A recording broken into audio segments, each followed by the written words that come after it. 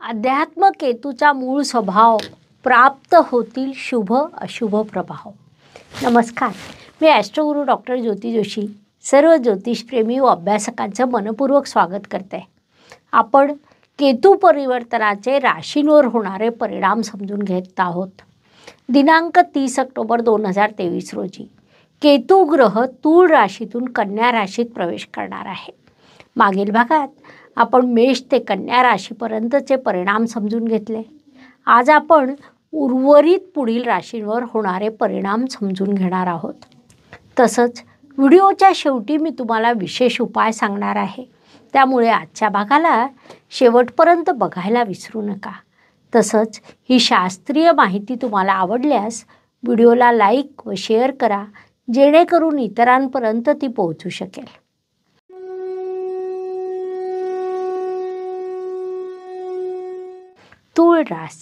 तूळ राशीच्या दृष्टीने विचार केला असता केतू ग्रह आतापर्यंत तुमच्या राशीत विराजमान होता. आता तो राशी परिवर्तन करून कन्या राशीत म्हणजे तुमच्या व्ययस्थानात प्रवेश करणार आहे. कन्या राशीचा स्वामी बुध ग्रह आहे, जो तूळ राशीसाठी व्ययशासह भाग्येश देखील आहे. इथे इंट्युशन पॉवर वाढणं हा अत्यंत सकारात्मक प्रभाव तूळ जातकांना प्राप्त होईल. म्हणजे एखाद्या गोष्टीतील छुपी बाब तुम्हाला आपल्या इंट्युशनद्वारे कळू शकेल. त्याचा खूप सकारात्मक प्रभाव तुम्हाला प्राप्त होईल. हा प्रभाव जवळपास 18 महिने तुमच्यावर राहणार आहे, कारण केतूचं हे गोचर तुमच्या व्ययस्थानातून 18 महिने होणार आहे. दुसरा एक प्रभाव म्हणजे तुमचे अनेक विनाकारण खर्च होतील. झालेला खर्च योग्य की अयोग्य आहे हा विचार करण्याची देखील तुमची फारशी इच्छा होत नाही. त्यामुळे या गोष्टीकडे तुम्ही सरळ दुर्लक्ष करता. त्यामुळे अनेक खर्च हे विनाकारण होतात. याशिवाय जे तूळ जातक परदेशात असतील त्यांना आपल्या मातृभूमीची, आपल्या देशाची ओढ लागेल. व्ययस्थानात आलेला केतू आध्यात्मिक उंची वाढवण्याचं कार्य देखील करतो. ही बाब तूळ राशीच्या जातकांनी लक्षात घ्यायला हवी. वृश्चिक राशीच्या दृष्टीने विचार केला असता केतू ग्रह आतापर्यंत तूळ राशीत म्हणजे तुमच्या व्ययस्थानात विराजमान होता. आता तो राशी परिवर्तन करून कन्या राशीत म्हणजे तुमच्या एकादश स्थानात प्रवेश करणार आहे. पत्रिकेतील एकादश स्थानाला लाभस्थान, इच्छापूर्तीचं स्थान असं म्हटलं जातं. ज्योतिष नियमानुसार लाभस्थानात येणारा प्रत्येक ग्रह लाभ प्रदान करण्यासाठी बाध्य असतो. त्यानुसार केतू ग्रह देखील तुम्हाला लाभ प्रदान करण्यासाठी बाध्य आहे. मात्र इथे एक गंमत अशी आहे की केतू स्वतः काहीच करत नाही, किंबहुना तो करूच शकत नाही, कारण त्याला धड आहे, त्याला डोकं नसल्यामुळे साहजिकच स्वतःची बुद्धी नाही. मग इथे ती शक्ती बुध ग्रहाकडे गेली आहे, कारण केतू बुधाच्या राशीत आलेला आहे. त्यानुसार लाभस्थानात येणारा केतू वृश्चिक राशीला अनेक वेळा शुभ फळं प्रदान करेल. मात्र त्यासाठी पत्रिकेतील बुधाची स्थिती चांगली असायला हवी. म्हणजे गोचरद्वारा बुध ग्रह जेव्हा जेव्हा तुमच्यासाठी शुभ स्थितीत येईल तेव्हा तेव्हा तुम्हाला केतूचे शुभ फळं प्राप्त होतील. सोबतच या काळात तुमचा एखादा जुना व चांगला मित्र की ज्याच्यावर तुम्हाला प्रचंड विश्वास होता तो तुमच्याशी नकारात्मक वागू शकतो. तो तुम्हाला नुकसान पोहोचवण्याचा प्रयत्न करू शकतो. म्हणून वृश्चिक जातकांनी याबाबतीत सावध राहावं असा सल्ला त्यांना देण्यात येत आहे. धनु राशीच्या दृष्टीने विचार केला असता केतू ग्रह आतापर्यंत तूळ राशीत म्हणजे तुमच्या लाभस्थानात विराजमान होता. आता तो परिवर्तन करून कन्या राशीत म्हणजे तुमच्या कर्मस्थानात प्रवेश करणार आहे. धनु जातक हे मूळतः कर्मप्रधान असतात. आपलं ध्येय निश्चित करून त्यानुसार वाटचाल करणाऱ्या लोकांची रास म्हणून धनुराशीची विशेष ओळख आहे. धनुरास ही निसर्ग कुंडलीच्या धर्मस्थानात येते. अशा धनुराशीच्या कर्मस्थानात जाऊन केतू ग्रहाचं आगमन होणार आहे, जो जाऊ द्या, लेट्स गो, नंतर बघू अशा भूमिका निभावतो. थोडक्यात अनेक गोष्टींपासून तो लांब पळण्याचा प्रयत्न करतो. येथे धनु जातकांच्या बाबतीत सगळ्यात महत्त्वाची घटना घडेल ती म्हणजे तुम्हाला तुमचा व्यवसाय सोडून किंवा तुमची नोकरी सोडून जगातील सर्व व्यवसाय आणि सर्व नोकऱ्या आवडतील. थोडक्यात आपलं काम सोडून तुम्हाला दुसऱ्यांचं काम आवडेल, कारण कर्मस्थानातील केतू तुम्हाला स्वतःच्या कर्मापासून लांब घेऊन जाईल. ही बाब तुमच्या मूळ स्वभावाच्या विरुद्ध असेल. म्हणून कर्मस्थानात जेव्हा केतूसारखा ग्रह प्रवेश करतो तेव्हा माणसाची प्रगती कुठेतरी थांबते. ही बाब लक्षात घेऊन तुम्ही जाणीवपूर्वक आपल्या कामाकडे लक्ष देणं, त्यात जास्तीत जास्त चांगल्या पद्धतीने काम करण्याचा प्रयत्न करणं आवश्यक राहील. तेव्हाच तुम्ही प्रगतीमध्ये सातत्य ठेवू शकाल. मकर रास. मकर राशीच्या दृष्टीने विचार केला असता केतू ग्रह आतापर्यंत तूळ राशीत म्हणजे तुमच्या कर्मस्थानात विराजमान होता. आता तो राशी परिवर्तन करून कन्या राशीत म्हणजे तुमच्या भाग्यस्थानात प्रवेश करणार आहे.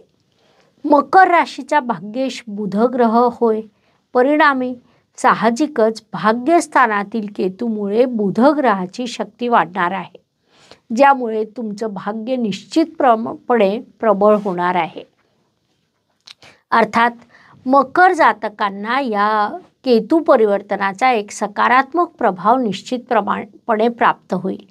त्याचवेळी राहू ग्रह देखील तुमच्या तृतीय स्थानात येणार असल्यामुळे राहू आणि केतू हे दोन्ही ग्रह तुम्हाला एकाच वेळी जास्तीत जास्त सकारात्मक फळ देणार आहेत. अर्थात कोणतीही गोष्ट 100% शुभ नसते. त्यानुसार धर्मस्थानातील केतू तुम्हाला अंधभक्त बनवू शकतो, झुंडीचा एक भाग बनवू शकतो आणि झुंड जेव्हा धर्मांध म्हणून समोर येते तेव्हा तिच्याद्वारे होणारं नुकसान हे अत्यंत मोठं असतं. अर्थात प्रत्येक मकर जातकाच्या बाबतीत असं घडेलच असं नाही, कारण त्यासाठी मूळ पत्रिकेतील केतूची स्थिती बघणं आवश्यक ठरतं. मात्र असं होण्याची शक्यता नाकारता येत नाही. म्हणून मकर राशीच्या सर्व जातकांनी याबाबतीत सावध राहावं असा सल्ला देण्यात येत आहे. कुंभ रास. कुंभ राशीच्या दृष्टीने विचार केला असता केतू ग्रह आतापर्यंत तूळ राशीत म्हणजे तुमच्या भाग्यस्थानात विराजमान होता. आता तो राशी परिवर्तन करून कन्या राशीत म्हणजे तुमच्या अष्टम स्थानात प्रवेश करणार आहे. आपल्याला माहीत आहे की पत्रिकेतील अष्टम स्थान हे अडचणींचं स्थान म्हणून ओळखलं जातं.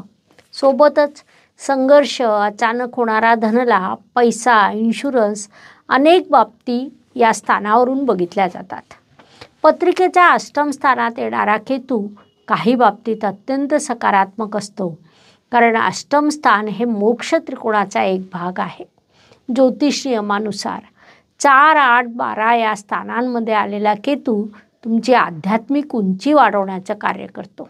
सोबतच तुम्ही संशोधन क्षेत्रात असाल तर त्यातही यश मिळवून देण्याचं कार्य तो करतो, कारण इथे तुमचा अष्टमेश बुध ग्रह असल्यामुळे बुद्धीने कार्य करीत असतो. त्याला शारीरिक बळ देण्याचं कार्य मात्र केतू ग्रह स्वतःकडे घेतो किंवा बुध त्याच्यावर ते कार्य सोपवून देतो. एकंदरीत कुंभ जातकासाठी केतूचे हे राशी परिवर्तन लाभदायक ठरण्याची शक्यता आहे. येथे निर्णय पुन्हा तुमच्यावर असतो. म्हणजे अष्टम स्थानात आलेल्या केतूला तुम्ही कशा पद्धतीने मॅनेज करीत आहात, कारण ग्रहांना आपण समजून उमजून त्यांच्या पद्धतीने कार्य केलं, त्यांच्या कार्यकत्वानुसार वागलो तर आपले प्रश्न कमी होतात. त्यानुसार तुम्ही जर घरामध्ये धार्मिक आध्यात्मिक वातावरण ठेवलं, टाळ्या वाजवणं, विशिष्ट आवाज करणं, तर हा केतू तुम्हाला सकारात्मक फळ देण्यास बाध्य ठरू शकतो. ही बाब कुंभ राशीच्या जातकांनी लक्षात घ्यावी. मीन रास. मीन राशीच्या दृष्टीने विचार केला असता केतू ग्रह आतापर्यंत तूळ राशीत म्हणजे तुमच्या अष्टम स्थानात विराजमान होता. आता तो राशी परिवर्तन करून कन्या राशीत म्हणजे तुमच्या सप्तम स्थानात प्रवेश करणार आहे.